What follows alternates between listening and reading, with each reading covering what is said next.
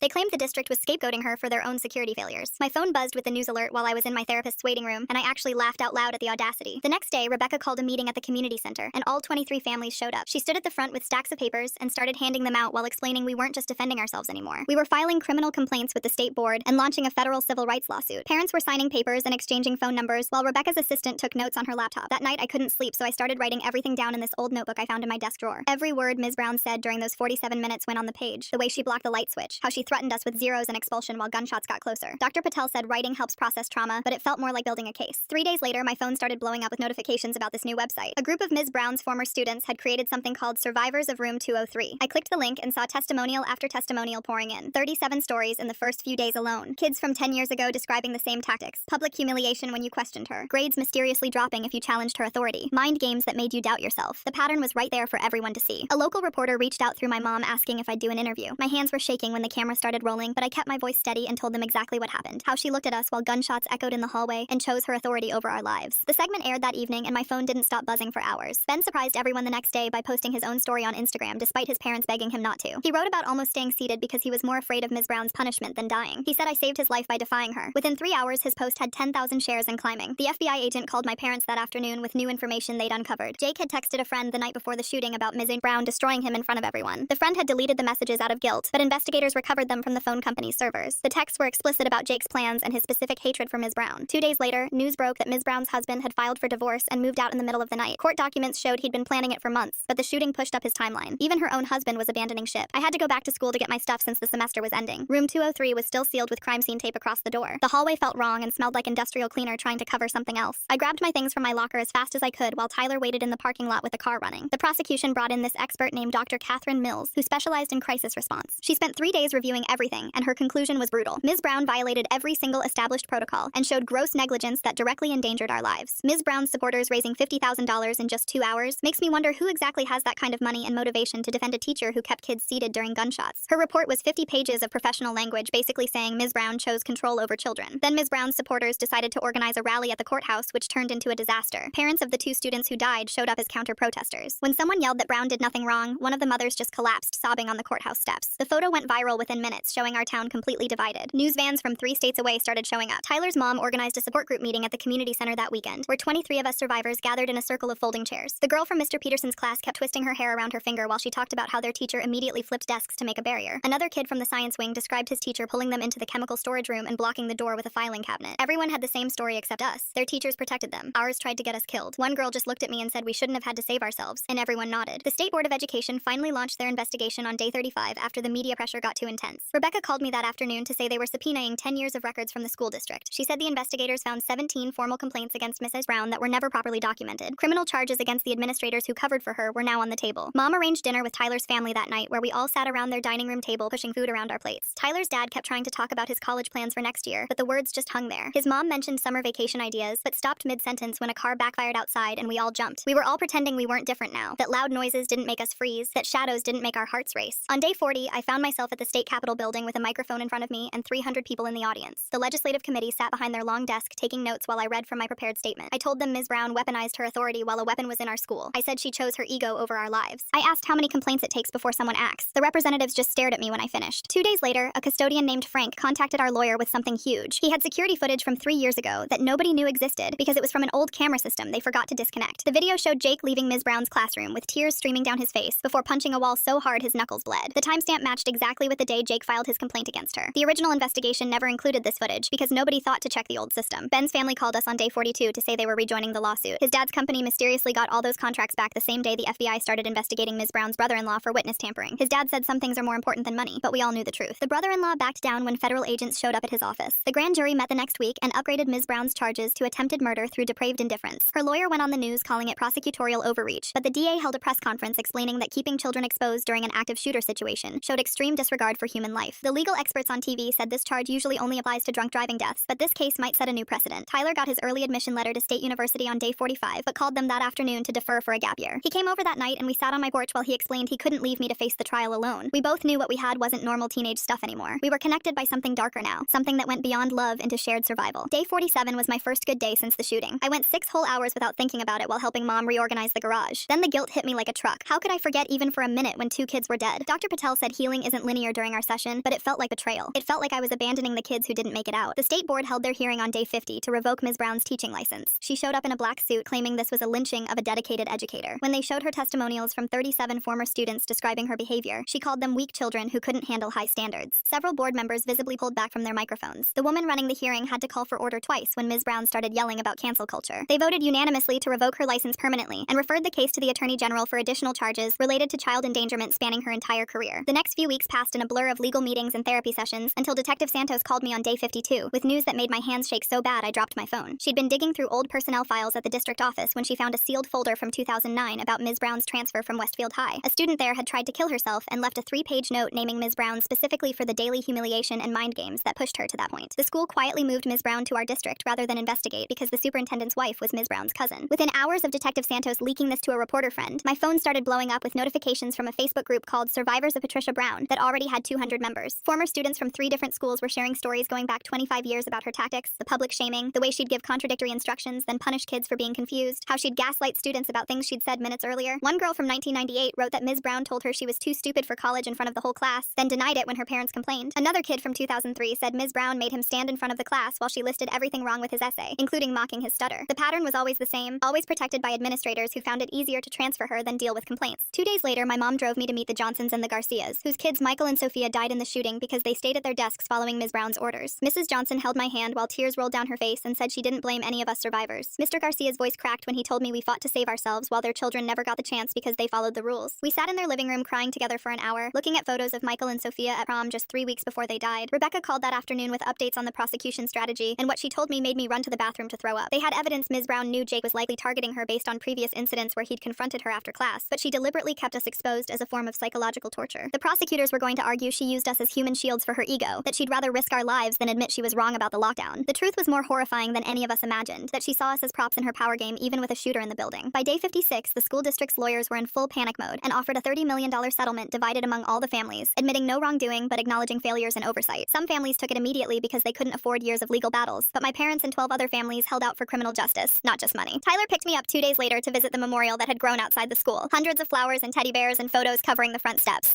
Someone had left a copy of the student handbook with the lockdown procedures highlighted in yellow, a note attached that said, "These rules save lives when teachers follow them." We stood there holding hands, reading all the messages people had left, when Tyler spotted something that made him squeeze my fingers so hard it hurt. Between 2 bouquets was a printed copy of Jake's manifesto that the defense teams had just gotten access to. 5 pages detailing Ms. Brown's teaching methods like a psychological torture manual. He'd documented the public humiliation, the deliberately confusing instructions followed by punishment for not listening, the gaslighting about things she'd said or done, example after example with dates and witnesses. The FBI had verified every incident he described through interviews with former students. That same week, Ms. Brown's former teaching assistant from 2015 finally broke her silence in an interview with the local news. She'd quit after 1 semester because she couldn't watch what Ms. Brown did to students anymore, had even reported it to Principal Foster, but nothing was done because Ms. Brown had tenure and the union would fight any disciplinary action. Another administrator who chose the easy path over protecting kids, another adult who could have stopped this years ago. Frank the custodian finding forgotten security footage on an old camera system is peak plot device saves the day energy, though I suppose real life does sometimes hand you evidence gift wrapped with a bow when you need it most. Ben's deposition happened on day 62, and his His parents sent me the transcript later because they were so proud of how strong he was. His voice apparently never wavered when he said Ms. Brown taught us that authority was more important than safety. But that day, I taught everyone that survival is the only thing that matters. The prosecutor asked if he blamed me for defying Mr. Brown, and Ben said I was the only adult in that room who acted like one, that a 17-year-old girl showed more leadership than a woman with 25 years of teaching experience. The FBI showed up at Ms. Brown's brother-in-law's house the next morning with a warrant for witness tampering and obstruction of justice after they caught him on a wiretap threatening Ben's dad's business partners if Ben didn't change his testimony. Her whole support network was crumbling as people realized the lengths she'd gone to protect herself, hiring private investigators to dig up dirt on students' families, having her brother-in-law pressure anyone who might testify against her. 2 weeks later, I sat at our kitchen table with Rebecca, the prosecutor, spreading out pages of notes for my victim impact statement. She pushed a legal pad toward me and told me not to hold back because the jury needed to understand everything Ms. Brown did that day. Tyler sat next to me, his hand on my knee under the table while I wrote about how she kept us at our desks while a shooter walked the halls. I wrote until my hand cramped, then typed on my laptop, then wrote some more. The words came out angry at first, then sad, then just tired. Rebecca read through my draft and nodded, telling me this would help the jury see the truth. 2 days later, the court clerk called to say the trial was set for 3 months out. 3 whole months of waiting. I tried going back to normal stuff like SAT prep and college applications, but how do you write about your future goals when you almost didn't have a future at all? The Common App essay prompt asked about a challenge I'd overcome, and I just stared at the blank page for hours. Then on day 70, my phone blew up with texts from Ben. Ms. Brown had sent an email to his parents saying their son was confused about what happened and suggesting they get him therapy to help him remember correctly. The prosecutor had her arrested within 2 hours. News vans showed up at her house and caught her being let out in handcuffs while she yelled about being persecuted for maintaining order. The judge called an emergency hearing the next morning. I sat in the gallery watching as the prosecutor showed the email and explained how Ms. Brown had violated her bail conditions by contacting witnesses. The judge didn't even let her lawyer finish his argument before revoking her bail. Court officers moved toward her and she stood up fast, knocking over her water glass. For the first time since this all started, I saw real fear in her eyes as they cuffed her. She looked right at me as they led her past the gallery, and I could see it hit her that she wasn't in control anymore. 2 nights later, Mom found me at the kitchen table at 3 a.m. surrounded by college essay drafts. My Common App essay was about the day I chose to survive despite my teacher's orders. Mom read over my shoulder and said I didn't have to write about this if it was too hard. I told her I did because this was who I was now. We both knew I'd never be the person I was before that day. The trial started 3 months later on a cold Monday morning. The prosecutor's opening statement included playing the audio from my phone that I'd been recording for a class project. You could hear the shots getting closer, students crying, and Ms. Brown's voice clear as day saying we were being hysterical and manufacturing fear. Several jurors put their hands over their mouths. Ms. Brown sat at the defense table in a gray suit, still acting like she was the victim. The next day I testified for 4 straight hours. The prosecutor walked me through every second of those 47 minutes, having me describe where everyone was sitting, what Ms. Brown said, how she blocked the light switch. Her lawyer tried to make me look like some rebellious kid who just didn't like authority, but I stayed calm and just kept repeating the facts. When he asked why I defied a teacher's direct order, I looked at the jury and said I chose to live while she chose her ego. Nobody said anything for like 10 seconds. On day 3, Tyler took the stand and talked about getting my texts, about hiding in that supply closet knowing I was in danger. His voice cracked when he described the moment he thought I was dead because I stopped responding. Ms. Brown's lawyer objected, calling it emotional manipulation, but the judge said the jury needed to understand the trauma she caused by keeping students exposed. Tyler had to take 3 breaks to compose himself. Day 4 changed everything. The prosecution had enhanced the security footage audio using some FBI tech, and you could hear stuff we couldn't make out before. At timestamp 9:47 a.m., right after the first shots, Misty Brown's voice came through crystal clear saying, "If this is real, they deserve what they get for not respecting me." A juror actually gasped out loud. Even her own lawyer looked shocked because this wasn't in any of the discovery materials. The judge had to call a recess when parents in the gallery started yelling. Day 5, Ms. Brown decided to testify against her lawyer's advice. She sat in the witness box insisting she maintained perfect order, that we were never in real danger, that she was being persecuted for having standards. She said she was protecting us from panic and that running around would have been more dangerous. The prosecutor let her talk for 20 minutes, then asked one question that made the whole courtroom go silent. "Did you recognize Jake Wilson's voice when he was in the hallway outside your classroom?" Ms. Brown froze completely, her mouth opening and closing like a fish. After maybe 15 seconds, she whispered yes. The courtroom exploded with people shouting and crying, and the judge had to bang his gavel over and over to get control. The prosecutor stood up slowly after things got quiet again, and walked right up to Ms. Brown's face. She asked the question everyone was thinking, but nobody wanted to hear out loud. Did Ms. Brown know it was Jake Wilson in that hallway? The same Jake Wilson who filed 3 complaints against her last year? Ms. Brown's hands started shaking and her face went from red to white to gray in about 5 seconds. The whole courtroom held its breath waiting for her answer. Finally, she cracked and started yelling about how Jake needed to learn respect, just like all of us did. The jury members looked at each other with their mouths open, and one lady in the back row started crying. 3 weeks later, we all came back for verdict day, and you could feel the tension like electricity in the air. The jury took 6 hours to decide, but when they came back, they found her guilty on everything. 23 counts of putting kids in danger, plus something called depraved indifference that sounded even worse. Ms. Brown fell down in her chair when they read it, and for the first time she looked scared instead of angry. The judge said she could get up to 25 years, and the families of the 3 kids who died started sobbing. 2 weeks after that, I had to read my victim impact statement at sentencing. My hands were sweating so bad I could barely hold the paper, but I made myself look at her while I talked. I told her she taught me that being in charge without being smart about it was dangerous, that trying to control people without caring about them was just being mean. I said I'd carry those 47 minutes with me forever, but she'd have to carry what she chose to do. The judge gave her 18 years with a chance for parole after 12. When the guards put the handcuffs on her, she turned to all of us and said she was just keeping standards. Even then, she didn't get it, and that was maybe the worst part of all. A month later, Tyler and I sat in his car watching workers put in new metal detectors and cameras at school. We were different now, stuck together by what happened, but also just different inside. Tyler took my hand and said we survived, and this time it wasn't a question. again. Ben went to the school board meeting that spring and gave this amazing speech about fixing how they handle teacher complaints. His voice was strong and clear, nothing like the scared kid who almost stayed in his seat that day. He said no student should have to pick between their grades and staying alive. I started at State University that fall studying education policy because somebody needs to fix this stuff. My roommate didn't know about what happened, and for a few weeks I was just Brianna instead of the shooting girl. It felt good, but also weird keeping that huge thing inside me. They reopened room 203 as a memorial classroom in November and asked me to speak at the ceremony. Standing where Ms. Brown used to stand felt so strange, but I told everyone that protecting kids isn't just about locks and drills. It's about listening when they say something's wrong. Mom drove me home for winter break and we passed the school where kids were playing basketball like nothing ever happened there. I told her they looked so young, and she said we all did back then. We both knew I'd never be that young again because innocence was another thing that died that day. Tyler and I met at our old coffee shop when we were both home from college for the holidays. We still checked where the exits were and jumped when someone dropped a tray, but we were learning to live with it. Tyler held my hand and said we were writing new chapters now, which sounded cheesy but also true. The scars would always be there, but we were more than what happened in room 203. We were the kids who refused to stay in our seats when standing up meant staying alive. Thanks for letting me wonder about all this with you today. It's been quite the journey asking questions together. Take care. Like the video, it helps more than you think.